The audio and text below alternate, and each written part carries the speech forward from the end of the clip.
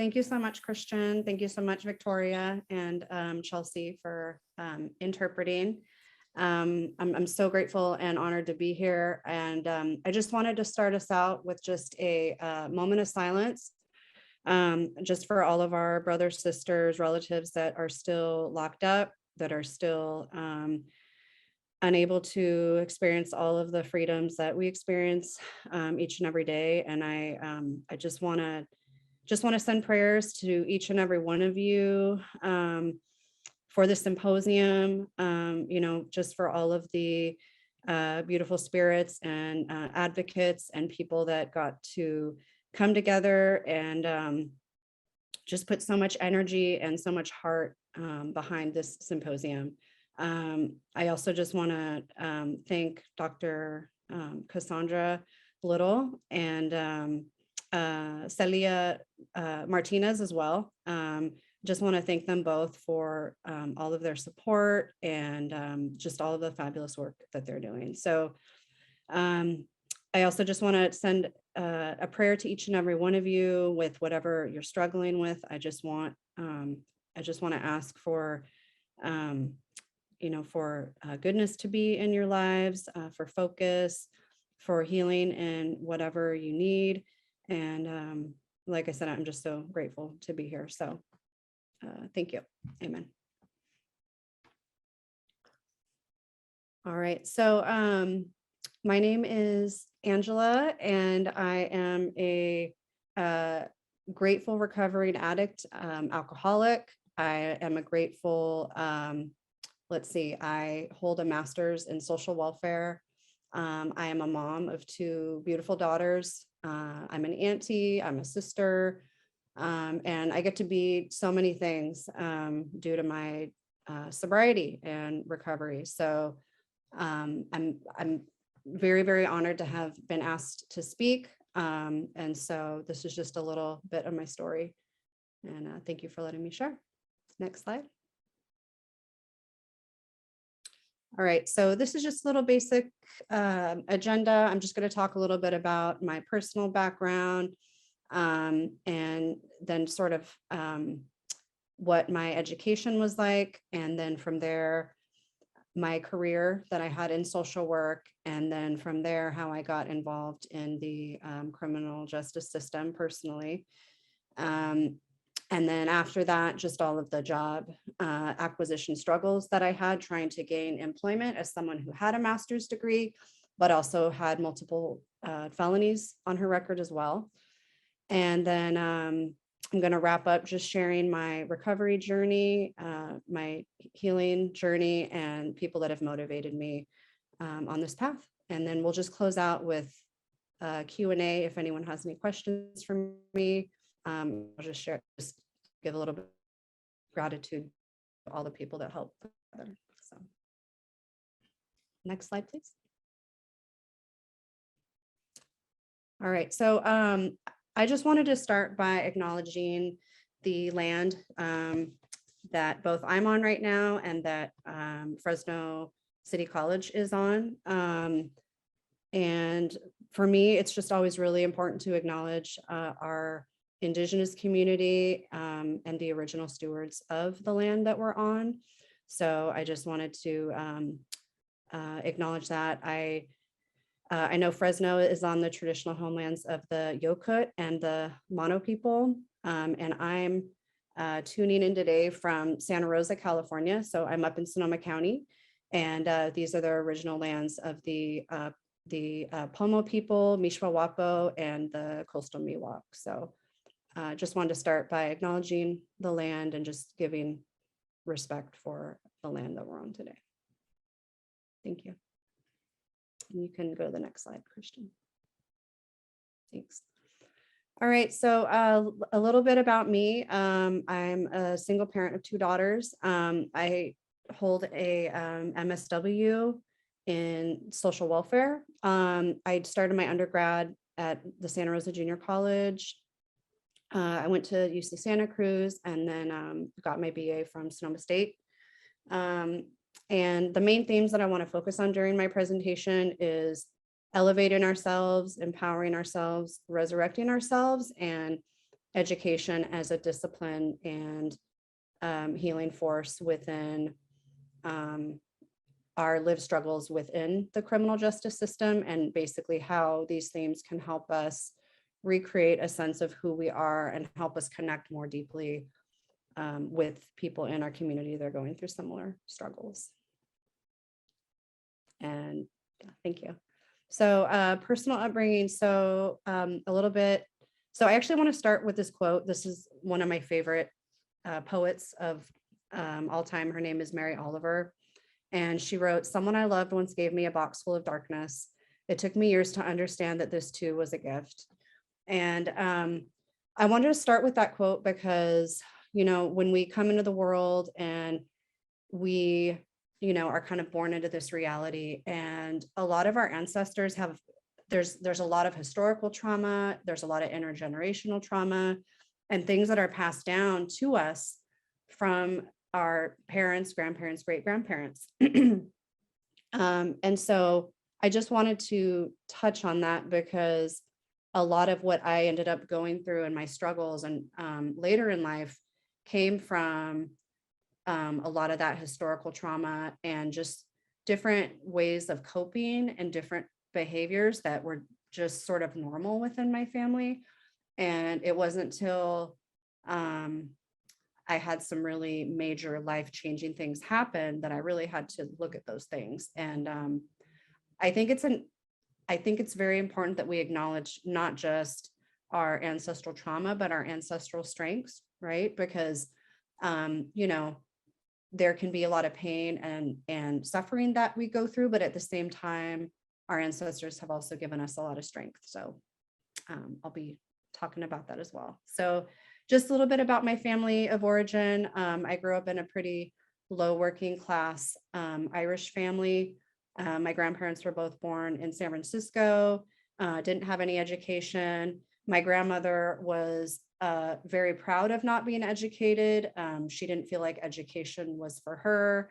You know, she would always joke with my mom's dad, who he did have a college degree, and she would always say, "Well, you know, I'm from the school of hard knocks." So for her, she had a lot of pride in who she was, and she didn't feel like there was really any need for education. So I just wanted to touch on that. That was kind of the culture that I was raised in when it came to to getting a higher education. So both my parents did go to college. I was actually just talking with my dad a couple nights ago, and he was saying, you know, so he went to Chico State University, and he worked as a dishwasher the whole time he was there to, you know, pay for college. And he was even just sharing with me that it took him a long time to really feel like he even belonged or like he was even worthy of being in that environment. And so yeah, just share that. So grew up in Sonoma County, California. We're about an hour north of San Francisco. One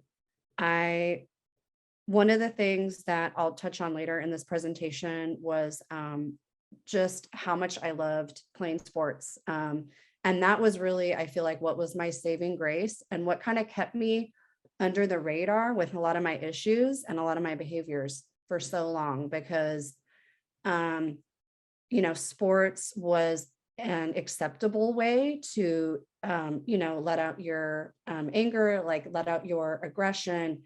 You know, there was a way that you could work with the team. And so yeah, sports were definitely a saving grace for me. I changed schools quite a bit. I changed school in let's see, middle school, which was pretty hard for me because I had been pretty much gone to school with kids that I had grown up with. And then I made a major school change at middle school, not knowing anyone. And so that was challenging for me. And then I, you know, like I mentioned, growing up in an Irish family, you know, the Irish were usually known for our whiskey, for our Guinness, you know, Lucky Charms, Leprechauns, the Boston Celtic basketball team were known as being fighters. So there were just a lot of things, you know, I mean, they're considered stereotypes, but they also are like very real lived struggles for my people. And so there were a lot of things that at the time that I grew up that were not normal and not healthy, and maybe not recognized, by people outside of my family, but there were just a lot of unhealthy dynamics. So I just kind of wanted to touch on childhood trauma. I'm sure a lot of you have already heard of the ACEs study, but, just being mindful how trauma impacts our brain and impacts our development as well. Oh, and that's a picture of me when I was 3, by the way. All right, next slide. Thanks, Christian.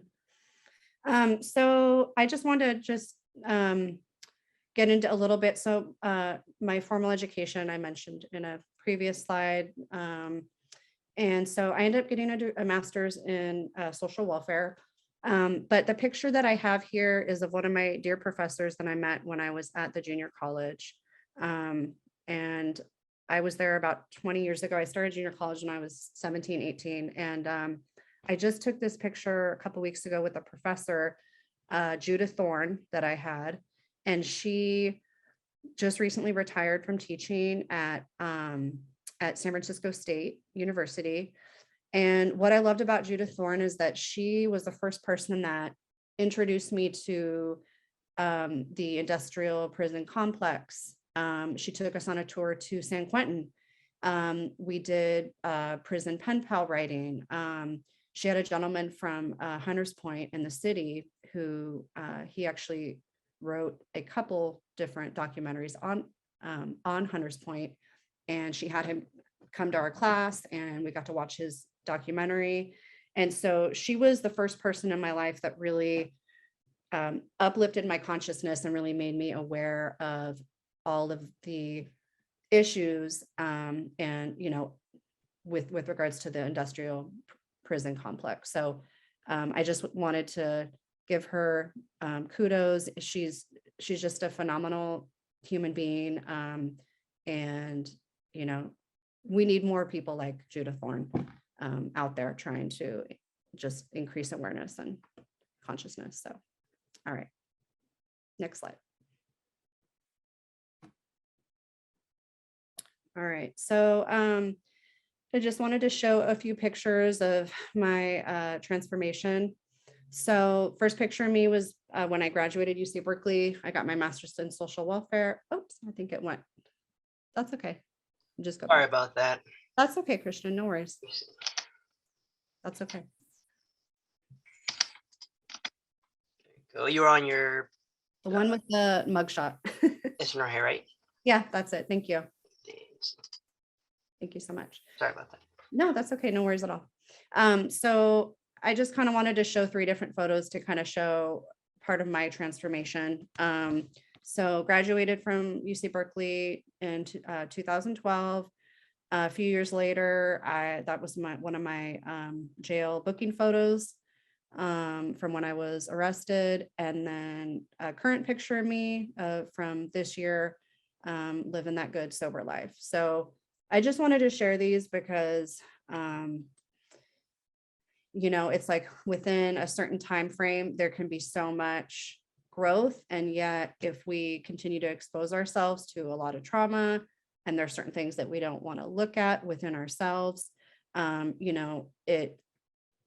we can basically self-destruct very quickly. So I just wanted to share the transformation. Next slide, please. All right, so career path and criminality. So I'm just going to be touching base with regards to when I first started grad school and then to the present. So in 2010, my first daughter was born. And when I was actually pregnant with her, I got offered to get into UC Berkeley's child welfare program. I was in a very unhealthy relationship that I didn't really think was impacting me in the way that I later was going to realize that it was. But at the same time, education has always been a way for me to feel like I can have mastery over something. And so even though I was struggling very deeply, in a very unhealthy relationship, I just sort of kept focused on school. And for me, it was like, as long as I was, that I could tell everyone, hey, I had this master's degree, I'm, going to school, there was a way in which I was able to minimize all of the other struggles going on. So I ended up graduating from UC Berkeley. I got my master's, and I also got my my PPSC, which is a pupil personnel services credential to do social work within a school setting. And right upon graduation, I was hired for the County of Sonoma. I was working as a child welfare social worker. And I just want to note too, so I had my own, so CPS came into my life when I was a child. Nothing really happened, but I did have that exposure as a child. And it's just interesting because I found that within education, it was like I was constantly sort of trying to like heal parts of myself. And yet I was very drawn to child welfare because I felt like the system hadn't supported me in the ways that I needed support. So I went into child welfare and I was assigned to working with women who had had their children removed. And so I was a family maintenance, family reunification social worker. And so I was working with the drug-free babies program and the drug court program. So all of the women that had their children removed, they attended court every week, and they were all doing some sort of drug or alcohol recovery. So that was my first exposure to recovery. And I remember thinking then, right, with these women that I'm working with, and I'm like, wow, they're being so open and honest. I mean, maybe not all of them, but for the most part, the ones that were doing well within their case plan, they had such this honesty, and they had such this openness about themselves and about their struggles. And I just remember thinking, I'm like, man, I'm like, that's what I want, I want that for myself.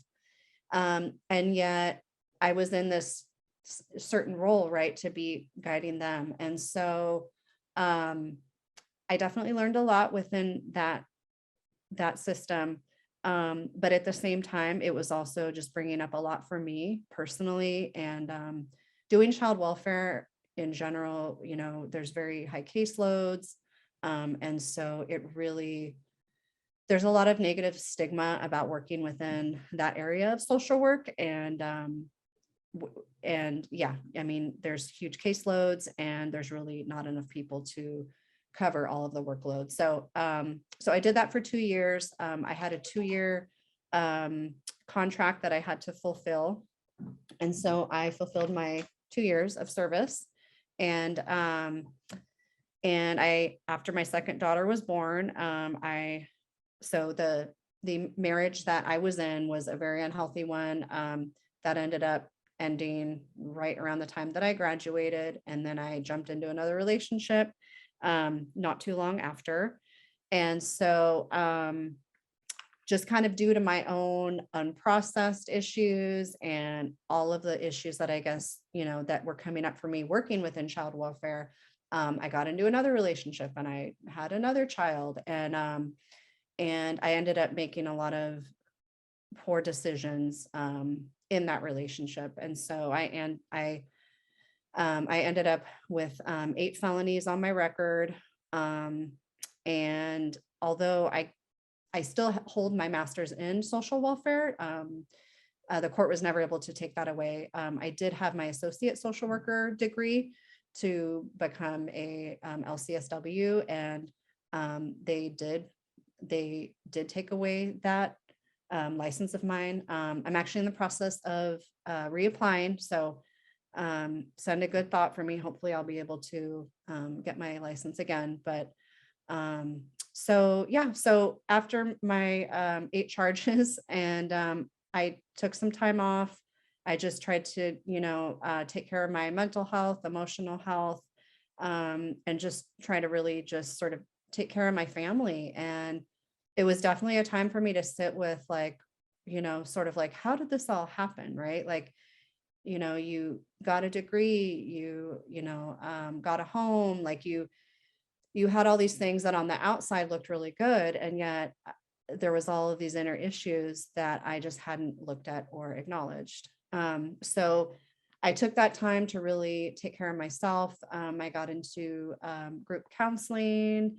I reached out to a lot of different supports. There was a program at the local junior college called the Second Chance Club, similar to, there's a program in Fresno also that supported me, Root and Rebound. They're also located in Oakland. And so I just tried reaching out to people who had had similar experiences where I could get some kind of support. And so when I got connected to the Second Chance Club, I was able to find some community of, sisters, brothers that had gone through similar issues. Maybe they had incarceration earlier in life, but just able to find community and try to get out of that guilt and shame. And yeah, and so then I got connected to, there was it was a workshop at a local health center in Santa Rosa where I live, and it was through Root and Rebound, which is a nonprofit based in Fresno and Oakland. And so they connected me to Dr. Cassandra Little, and she became a mentor to me. And we would chat on the phone, and she just always had something to just elevate, to elevate me, to elevate my spirit, and to really help me envision a life for myself beyond where I was at that time, which was in just a very negative place. I just felt like my spirit was completely broken. I couldn't get hired anywhere. I was trying to reapply for social work like jobs, and I would get hired, and then they do my background, and then they'd be like, "Yep, sorry, we can't hire you." So that happened again and again and again. And Dr. Little just kept saying, she just kept saying, "Angela, you have to envision yourself and like catapult yourself into a future you." And she just had this way, with her words to just really help me believe that a life after where I was at was possible. So I'm just so grateful for her. So I was sort of in a hiatus from work. And then in 2019, I was finally hired. I got hired from by a women's residential treatment program. And I'll never forget, at the interview, I was interviewed by like 4 or 5, it was like a 4 or 5 person panel. And so we were talking about recovery, and towards the end of the interview, I said, "Listen, I'm just going to be totally honest with you. I do have a criminal record." And one of the women sitting at the panel was like, "Yeah, so does everyone on this panel." And so it was just such a relief for me knowing that I wasn't just being seen as someone, with like that scarlet letter, or being seen in a negative way, but that I was around people who understood those struggles, and, and still wanted me to be a part of their team. So from there, I shortly after became a member of a local tribal opioid coalition. And so Sonoma County, we have the 3rd highest opioid overdose rate in the state of California. And so I became part of that coalition to basically find ways to destigmatize using Narcan, which is a spray that goes up your nose, and it will basically stop an overdose. So I'm still a member of that coalition to this day, and we're really trying to get Narcan out to more rural communities, especially tribal communities, in areas where there's not cell phone service. And, we just really want to take away the stigma, because regardless, people are going to use, right? And so at least allowing people access to Narcan. And let's see, from there, I worked as a victim advocate. So working with women that had experienced sexual assault, just, let's see, domestic violence, human trafficking. And so I got certified as a domestic violence state certified counselor. And that was another just really empowering position for me, because I had gone through a lot of those issues. And so being able to be of service and being able to have had some of those lived experiences and then connecting with clients was just a really powerful experience for me. So and then currently I've been working with different tribal communities within Sonoma County and Mendocino County. In 2020, it was right shortly after the pandemic started, I basically came to my own realization that I was struggling with my own substance abuse issues. So I got clean and sober November 10th of 2020, and I'll be 18 months sober next month. Next slide, please. Okay, so I wanted to talk about hiring struggles, which I did mention a little bit before, but and I think I kind of started talking about these things in my previous slide, but just for anyone that's maybe listening in that has their own experiences, I just really recommend finding support. It can be such an isolating experience going through all of these issues, and just not being able to access resources to help you come out of whatever you're going through.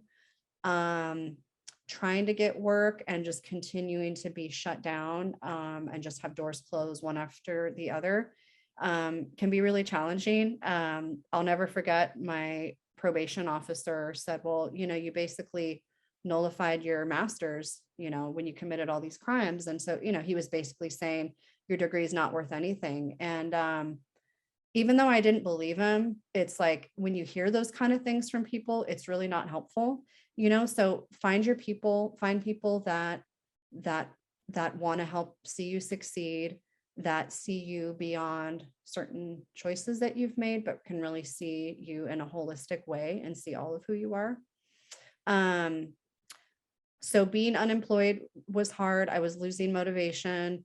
And it was actually Dr. Cassandra Little who also recommended, she's like, Angela, get into the nonprofit sector. She said, you probably won't earn as much money, but nonprofits are more willing to work with, with people that have criminal backgrounds. So, and so that's exactly what I did. I worked for a couple different nonprofits, and I'll never forget one of the interviews that I had too, where I interviewed, I was granted the position. And then, I kind of always felt like I had to do this disclosure, right? It was like, okay, yes, you're hiring me, but this is probably going to come up. And so I said it to the woman that had just hired me. I said, I do have a criminal background, and sort of similar to the other interview panel, she said, so do I. And, I want to give you a chance. And so just being around people like that again, can see us not just for, certain choices that we've made, but that we want to get better, that we still want to be of service, that we want to do good in our community. I really recommend trying to find those people, trying to find those advocates and those services. And yeah, it's like, people make mistakes, but how can we contribute? Even if it's maybe like an unpaid internship or doing volunteer work. Those are ways for people to see our character, and they can see, all of the different strengths that we have, and be willing to take a chance on us.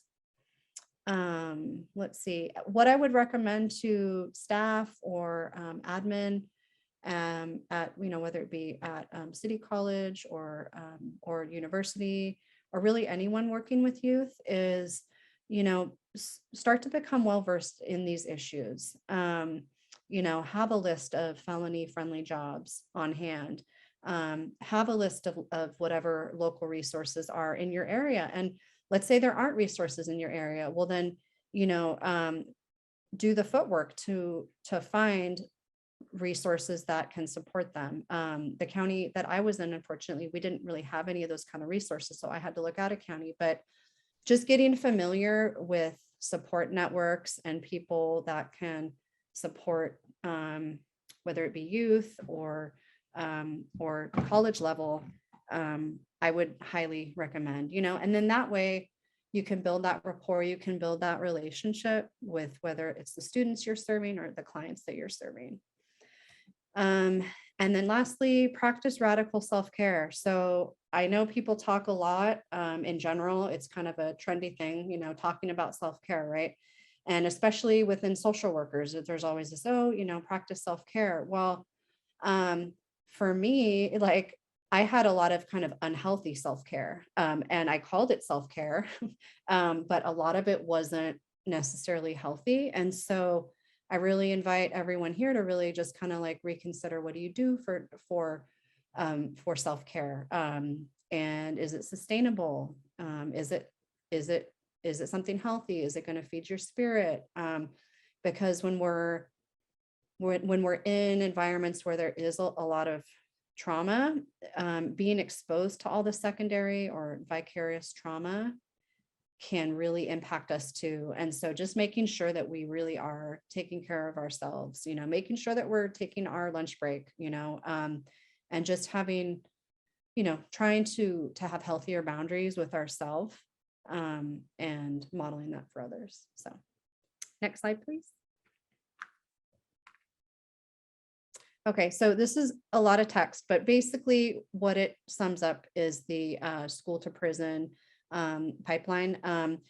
It's basically just a story about a teacher who used to represent kids within the juvenile justice system, and how the school system a lot of the times, unfortunately, stigmatizes youth. And so rather than seeing them as someone that has been through trauma and, and maybe their brain's still not even totally developed. And so, rather than seeing kids or youth or, really not just youth, but even, again, if we're working at a college level, students that have these issues to basically see it through a lens of compassion instead of judgment, right? So the quote on the left was, they're sort of contrasting how there was a youth that was touring a new school, and the first principal, was just not welcoming at all. And then contrasted with another principal who knew the student's name, greeted him. And, so I put these slides here to just, again, really encourage everyone to really build that rapport, and, to really be an advocate when we're doing this kind of work, because there's already a lot of inner judgment within ourselves, right? When we have been in that system, and so the more that we can have a warm welcome and, treat someone like family, I believe the better outcomes we can have. So next slide, please.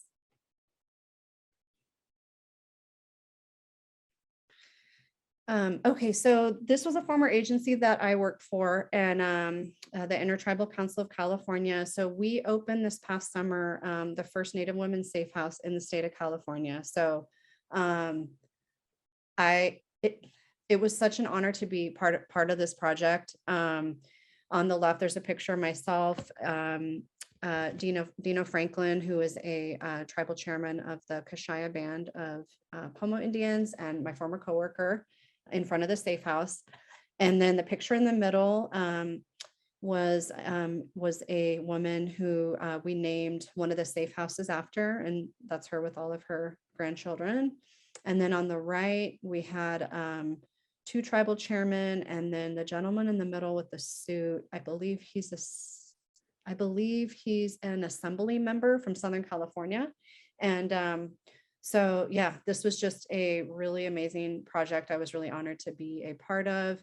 And yeah, just, we need more safe spaces for people to heal from trauma and domestic violence, sexual assault. So I was really, really honored to be a part of this. Next slide. So I talked about a little bit earlier being part of a tribal opioid coalition, but I just wanted to name, these are two sort of like passion projects that I have. One again is being part of the opioid coalition. Just Sonoma County, as I mentioned, we have a very high fentanyl overdose rate. A lot of drugs really all over within the whole country are getting exposed to fentanyl, which is creating many, it's creating overdose in people where previously fentanyl wasn't involved, people were less likely to overdose. So just really, again, talking about it, normalizing it, and making sure that people have access to it. And then secondly, Redemption House of the Bay Area, I wanted to mention them as well. They are a nonprofit, and two of my very, very dear friends that I worked with when I was in women's residential treatment founded this nonprofit. They provide human trafficking support. They go to the streets and provide outreach to the women, and they have community support groups. So just two positive things that keep me passionate about being of service and to the community. Next slide. So I wanted to touch on recovery, and this is one of my favorite quotes: "Never be a prisoner of your past. It was just a lesson, not a life sentence." Really important to remember that we aren't prisoners of our past. Things happen for lessons, but hopefully everyone here, everyone here listening, we weren't given that life sentence. Sadly, there are a lot of our relatives that are serving life sentences, but I just like to share that quote to just remind us to stay in the solution, right? I'm sure a lot of you have already heard of these recovery programs, but I did just want to note them. There's several different 12-step programs. There's Alcoholics Anonymous, Narcotics Anonymous. There is Al-Anon, which is for people who are in a relationship with or have a loved one that is in their addiction. There's Red Road Recovery and Wellbriety, which are both native-based recovery programs. And stay in the solution. That's really a common theme in all recovery, right? Is that we stay in the solution. We learn how to live life on life's terms. It's really all about progress, not perfection. So next slide. And then I just want to talk a little bit about the sacred hoop, the dimensions of health, using the medicine wheel. So there's the 4 aspects. There's mind, body, emotions, and spirit. And so I just wrote down a little bit about each one. I was talking about radical self-care earlier. So it's always good to just kind of check in with ourselves, right? If we start feeling kind of anxious or we start feeling irritable, just sort of checking in. It's like, okay, what's going on with our body? Are we dehydrated? Are we, do we need some physical movement? And then when it comes to our mind, are we stuck in some sort of negative thinking? Do we maybe need to shift and start visualizing new goals? Maybe take a break from social media, just taking care of our mind. Spiritual, people have different ways that they practice their spirituality, but, learning your own language, speaking with an elder, speaking to yourself with kindness, being a good relative to others. It's really important. And then lastly, our emotions. So just being aware of our emotions, right? Usually, there was some kind of emotional turmoil going on, right? That's kind of why we sometimes, then make choices that land us in situations where we're, either forced to do time or, in situations that have lasting consequences. So just touching base with our emotions, sometimes just getting out of our head, listening to music. Laughter is medicine. Something that I do want to share just with regards to laughter. So when I was doing that 40-hour state certified domestic violence training, there was a section about laughter, and the DV trainer, Dr. Kathy Mathis, who was presenting, said that if we laugh for 20 to 30 minutes a day, we're literally taking years off of our life.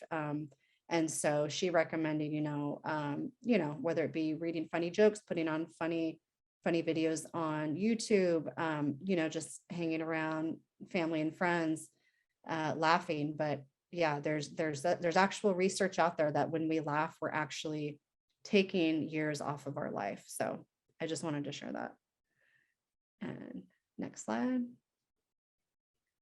All right. So one of my greatest inspirations, probably most of you have heard of him, David Goggins. I'm a huge Goggins fan. And so I just wanted to share a quote of his and then 10 of his rules.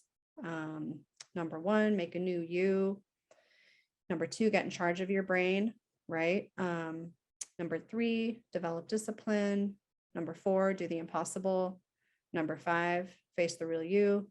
Number 6, be a good individual first. Number 7, do the things you don't like. Number 8, get real with yourself. Number 9, take on challenges. And number 10, stay hard. And then his quote, living a life avoiding failure only does one thing for you. It never gives you the opportunity to see what you're truly capable of. And yeah, I mean, just with when it comes to discipline with going to school, right? I mean, school requires tremendous discipline. We have deadlines, we have assignments we need to do, we have to manage our time well. And then also, when we get criminal justice involved, how like in order to survive those experiences, we really have to take care of our mind, right? And really find ways to survive those experiences and come out on the other side. Next slide, please. Another inspiration of mine, Bell Hooks, who she sadly passed this past December, but she's one of my favorite authors. So I just put a couple quotes of hers. The first one, for me, forgiveness and compassion are always linked. How do we hold people accountable for wrongdoing, yet remain in touch with their humanity enough to believe in their capacity to be transformed? And second quote, the moment we choose love, we begin to move against domination, against oppression. The moment we choose love, we begin to move towards freedom, to act in ways that liberate ourselves and others. And again, it's what I love about symposiums like this, which gives us a chance to all come together and to really support ways that we can liberate ourselves and move beyond our criminal record. Next slide, please. All right, so recovery lessons learned in healing. So that's a picture of me with my beautiful niece, Talia. And so one of the biggest gifts my drug and alcohol recovery has given me is I've gotten to reunify with family that I didn't even know that I had. And that's been truly healing. So Talia's great grandma and my grandma were sisters. And story goes, one of the sisters was in her drug and alcohol addiction, and the other sister got very resentful because she had to take care of her children. And so they basically had this falling out with one another. So this past summer, had it not been for my sobriety, I, never would have thought, oh, let me reunify with family and let's do all this healing. So I wanted to put that picture of she and I, because without my sobriety and healing, I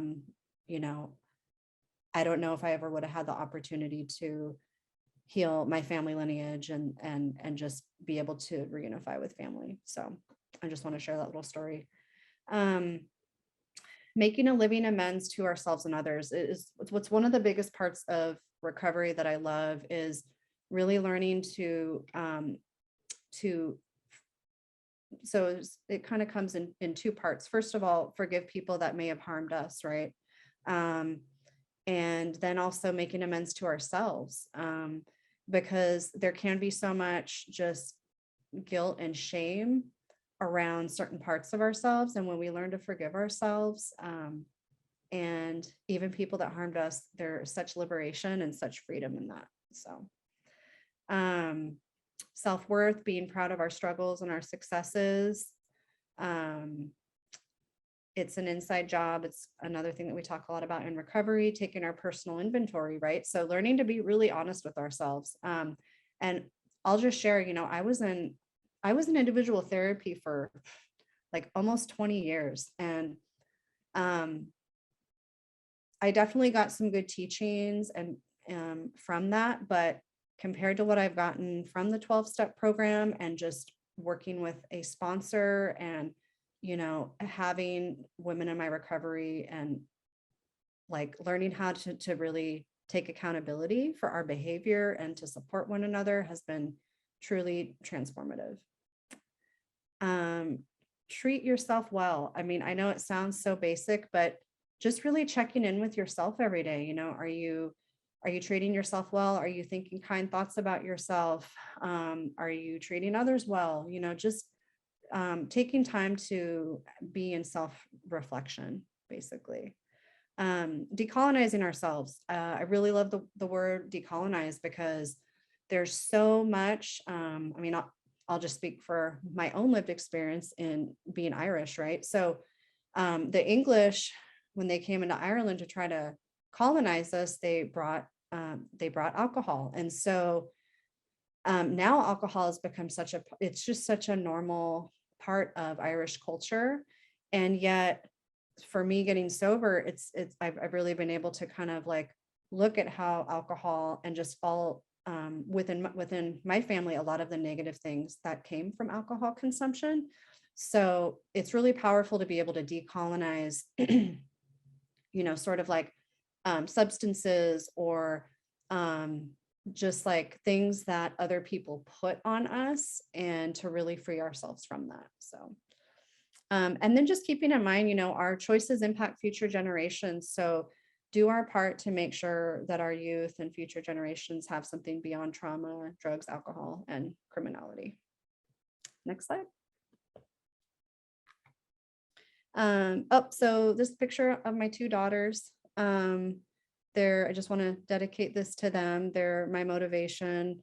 They're the reason that I, want to continue my life clean and sober and, just wanting to live the best way that I possibly can for them. So just wanted to share that picture. Next slide. And thank you. I just want to, I know it's, there's probably a lot of Zoom meetings going on. I went to school when there wasn't Zoom. So I have so much compassion and empathy for those of you that have to, be on a screen all the time. So I know this is yet like another Zoom meeting that you have to be on, but I'm so grateful just, to have your eyes, ears, and attention. And thank you for Christian and Victoria and just anyone else that just supported this labor of love. I mean, I can't imagine just all the energy and ways that you have to coordinate. Thank you to the interpreter, Stephen, as well. I'm just I'm just so grateful for all of the support here. So if anyone has any questions, I'm not sure I'll have an answer, but I'm here to see. No. Yeah, guys. So if anybody has any questions, feel free to ask right now. Don't hesitate to ask her anything. As you can see, she's amazing. So I'm sure she's happy to answer them. I